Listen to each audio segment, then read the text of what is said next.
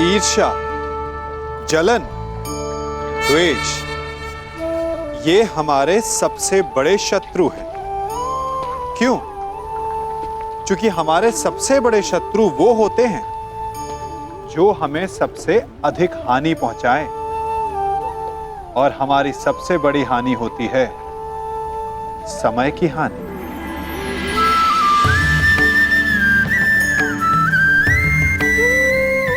सबके पास जीवित रहने का एक सीमित समय होता है। कोई भी सदा अमर नहीं रहता। जलन और द्वेष के कारण हम जो समय अपने विकास और प्रगति में लगा सकते थे, वो समय हम उसके विषय में सोचने में लगा देते हैं जिससे हमें ईर्ष्या है। जलन की अग्नि शत्रु से अधिक स्वयं को जलाती है, तो अपने जीवन को धुआं बना देना क्या उचित है?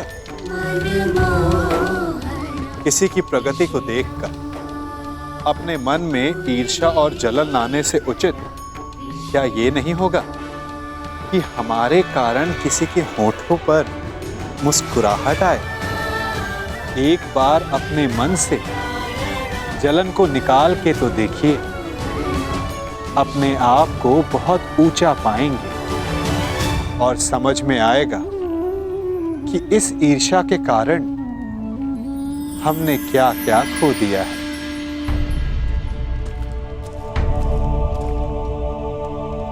ये अनीति है। कैसी अनीति अंगराज?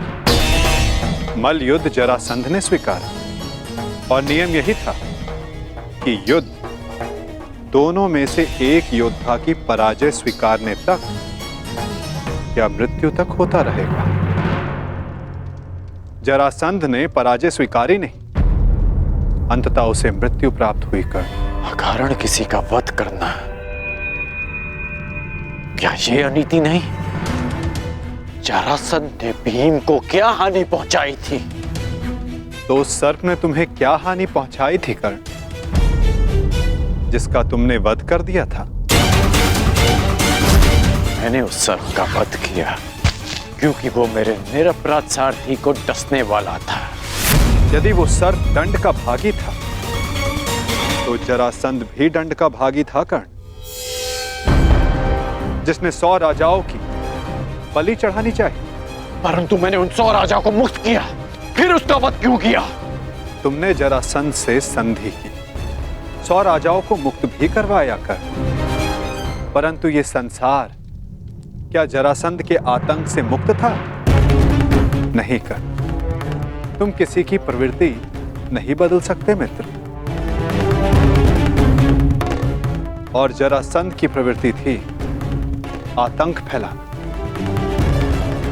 इसीलिए उसका विनाश आवश्यक था। मैं अपने ज्येष्ठ भ्राता महाराज युधिष्ठिर की ओर से यह घोषणा करता हूं कि आज आप जरासंध के आतंक से सदा सदा के लिए मुक्त हुए। महाराज युधिष्ठिर की जय, वासुदेव कृष्ण की जय, महाराज युधिष्ठिर की जय, वासुदेव कृष्ण की जय। हम सब आपके आभारी हैं महावीर अर्जुन। हम सब अपने आप को महाराज युधिष्ठिर के अधीन स्वीकार करते हैं। जो अधीन हो वो दास होता है, और हमें दास नहीं, आपकी मित्रता चाहिए। महाराज युधिष्ठिर की जय, महाराज युधिष्ठिर की जय। इन लोगों ने अपना चयन कर लिया है अंगराज, और मुझे उस पल की प्रतीक्षा है जब तुम उचित चयन करोगे कर्ण।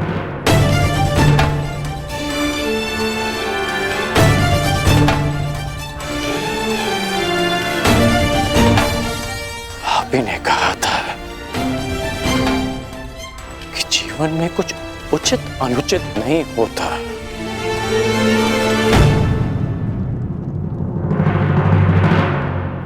अब समझ में आया कि ऐसा क्यों कहा था। यदि कुछ है तो वो है कर्म, और आपके कर्म के परिणाम। और मेरे कर्म मेरी दृष्टिकोण में उचित हैं और आपके कर्म आपकी दृष्टिकोण में अद्भुत। तुम मुझे कभी चकित करने में असफल नहीं होते मित्र। प्रत्येक बार तुमसे मिलकर तुम्हारे लिए मेरा सम्मान और अधिक बढ़ जाता है। वासुदेव, मैं आपको सावधान करता हूं कि जिनकी सहायता और उत्थान के लिए आप ये प्रयास कर रहे हैं कि जिनके पक्ष में आप मुझे ले जाना चाहते हैं, एक दिन वही आपका सम्मान भंग करेंगे, आपको लज्जित करेंगे।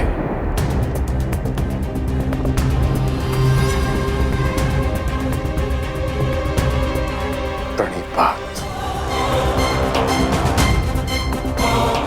प्रणिपात अंगराज।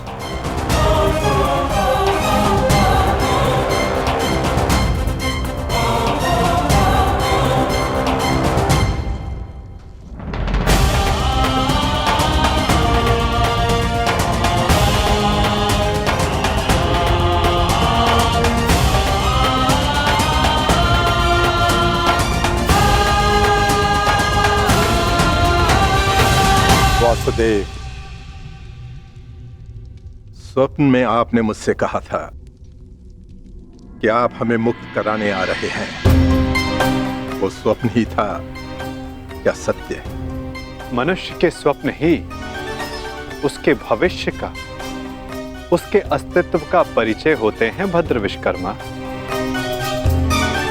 यदि मनुष्य स्वप्न देखेगा नहीं तो उन्हें पूर्ण करने की चेष्टा कैसे करेगा? स्वप्न हमें चेष्टा की प्रेरणा देते हैं। अवश्य आपका स्वप्न एक सत्य था भद्र। जरासंध के अत्याचारों से हमें मुक्त कराकर आपने हमारे प्राणों की रक्षा की है। आपके उपकार को मैं कैसे चुकाऊंगा? एक भूमि को श्राप मुक्त करके।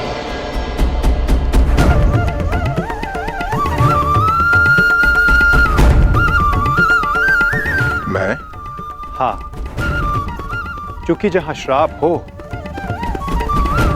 वहां पाप को जड़े बैठाने का अवसर मिलता है और पाप का तारण एक पुण्य आत्मा ही कर सकती है भद्र। यदि आप ये उपकार चुकाना चाहते हैं तो आपको युधिष्ठिर के राज खांडवप्रस्थ के श्राप को हरना होगा, और यदि नहीं तो भी यह आपकी इच्छा पर निर्भर करता है। निर्णय आपका है भद्र।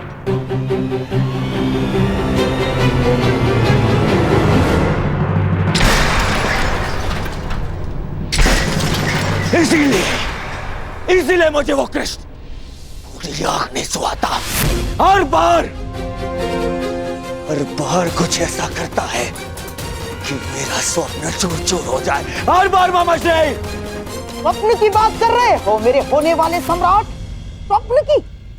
मुझे तो पूरा भविष्य दिखाई दे रहा है। जरासंध का भय समाप्त होते ही अब पांडवों की शक्ति बढ़नी प्रारंभ हो जाएगी और आप अंगराज कर्ण हमेशा कहते हो अवसर नहीं मिलता, अवसर नहीं मिलता, और अब अवसर मिल गया तो क्या कर लिया तुमने? जरासंध जैसा महान बलशाली योद्धा मित्र खोया सो खोया, और वो 100 राजा वो भी पांडवों के पक्ष में चले गए। मेरा कर्तव्य जरासंध को हमारे पक्ष में करना था जो मैंने किया, परंतु वो राजा किसके पक्ष में जाएंगे, इस विकल्प के चयन पर उनका अधिकार था, मेरा नहीं। विकल्प? अंगराज, कदाचित आपको ज्ञात नहीं होगा, शासक कभी भी प्रजा के सामने विकल्प नहीं रखता ना। वो केवल प्रजा को अनुभव करवाता है कि उनके पास चुनने का विकल्प है, परंतु वास्तविकता में वो केवल वही चुनवाता है जो वो चाहता है। जैसे जैसे अर्जुन ने किया। उन 100 राजाओं के समक्ष केवल एक ही विकल्प रखा, युधिष्ठिर से मित्रता। और आप उन्हें स्वतंत्रता की भेंट चढ़ाकर चले आए। परंतु अंगराज, इसमें तुम्हारा क्या दोष? ना, तुम्हारा कोई दोष नहीं है इसमें। क्योंकि शासन कला और राजनीति कुल से आती है, कुल से। और तुम जिस कुल में जन्मे हो वो शासक नहीं, शासित है, शासित। और तुम्हारे रक्त में नेतृत्व करना नहीं, अनुसरण करना और आज्ञा का पालन करना है। समझ गए अंगराज?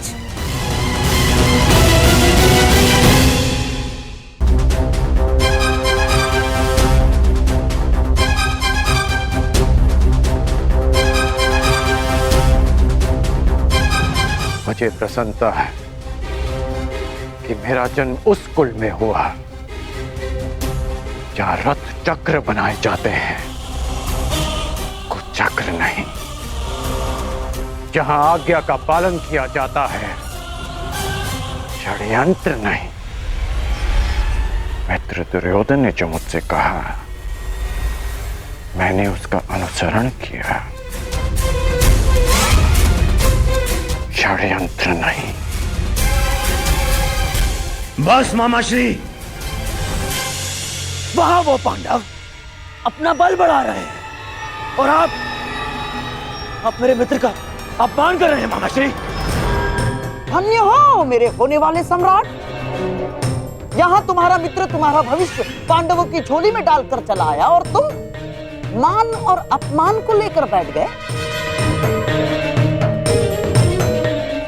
परंतु अब मैं दर्शक बनकर नहीं बैठूंगा ना। अब इस खेल की कमान मैं संभालूंगा। उस वासुदेव कृष्ण के इस छल का उत्तर मैं भी छल से ही दूंगा। वासुदेव,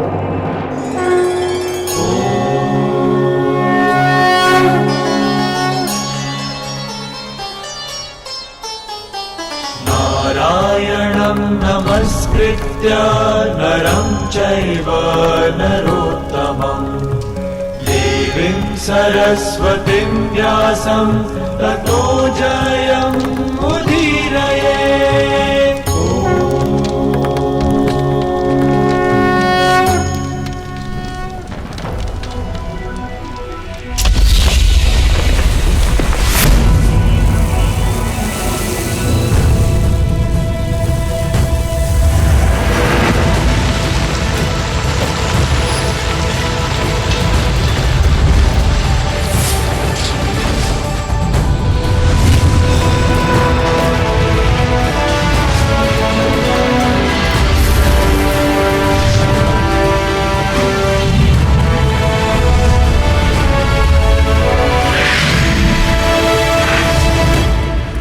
देवराज इंद्र के आशीर्वाद से निर्मित ये भव्य नगर इंद्रप्रस्थ कहलाएगा।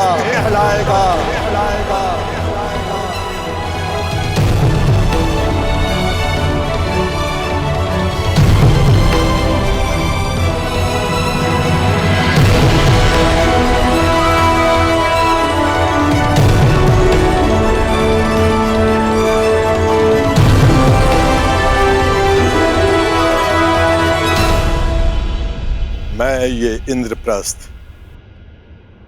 धर्मराज युधिष्ठिर को भेंट करता हूं। मैं आपका आभारी हूं भद्र विश्वकर्मा। मैंने तो केवल अपने मुक्त होने का ऋण चुकाया है। धन्यवाद के पात्र तो वासुदेव कृष्ण है। मेरा आभार स्वीकार कीजिए वासुदेव। मैं युधिष्ठिर से धन्यवाद नहीं स्वीकार करूंगा।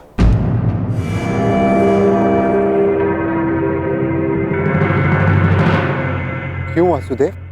क्योंकि मुझे सम्राट युधिष्ठिर से धन्यवाद लेना है। समय आ गया है कि आप राजसूय यज्ञ संपन्न करके सम्राट की पदवी पाएं। धर्मराज, यज्ञ का संकल्प लो। आर्यव्रत के समस्त राजाओं को निमंत्रण दो। मैं चाहता हूं कि संपूर्ण आर्यव्रत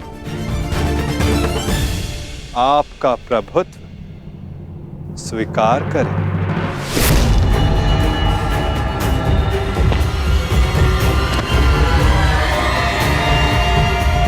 वो महाअभिमानी भी जिन्हें लगता है कि पूरे संसार में उनका कोई तोड़ नहीं।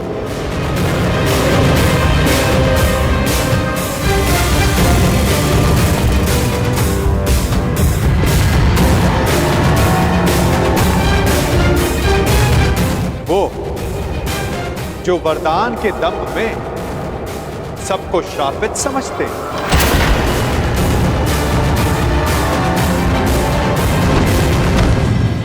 वो जिनका प्रारब्ध इस राजसूय यज्ञ से जुड़ा है। आइए आइए छेदी नरेश, स्वागत है आपका।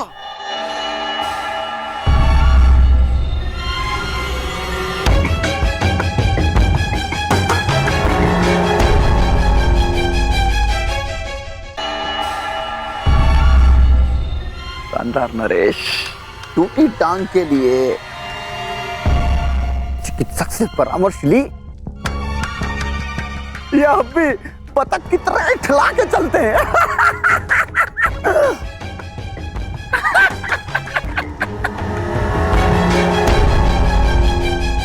केश जितने श्वेत हो रहे हैं, दंत पंक्ति उतनी ही काली होती जा रही है। छेदी नरेश, कदाचित आप भूल रहे हैं कि आप किसका उपहास कर रहे हैं। क्षमा करना महाबली सर्वशक्तिशाली दुर्योधन, हमें अभी भी स्मरण हुआ। अभी उपहास तो आपका करना चाहिए। क्या? सर्वप्रथम पांचाल नरेश ने आपका उपहास किया। पांचाली के स्वयंवर में उपहास हुआ आपका, और जब आप महाबली सर्वशक्तिशाली सम्राट दुर्योधन बनने वाले थे, उस समय युधिष्ठिर ने मुकुट छीन लिया।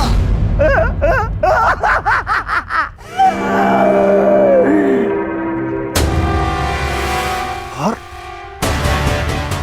जब तुम युवराज बने, तब तक युधिष्ठिर राजा बन चुका था। राजा!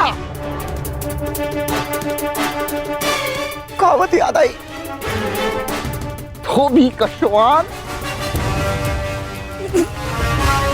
न घर का न घाट का। बस क्षमा करना, मत करना। मैं मूर्ख हूं, दुष्ट हूं, अस्त्र शक्तिशाली है।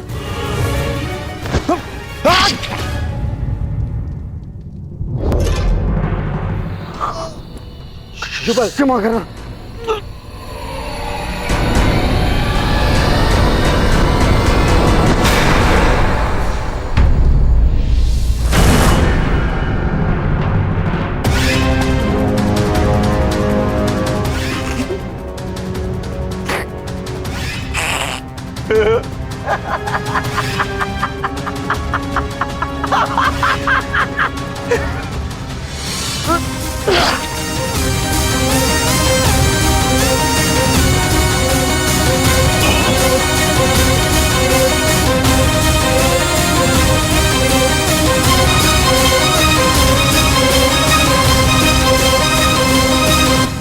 समझ में आया मेरे होने वाले सम्राट? मैंने छेदी नरेश को अकेले में मिलने के लिए क्यों बुलाया? इन्हें वरदान है। वासुदेव कृष्ण के अतिरिक्त इन्हें और कोई नहीं मार सकता। और वासुदेव कृष्ण भी इनका वध तभी कर सकते हैं जब ये उनके समक्ष 100 अपराध पूर्ण ना कर लें।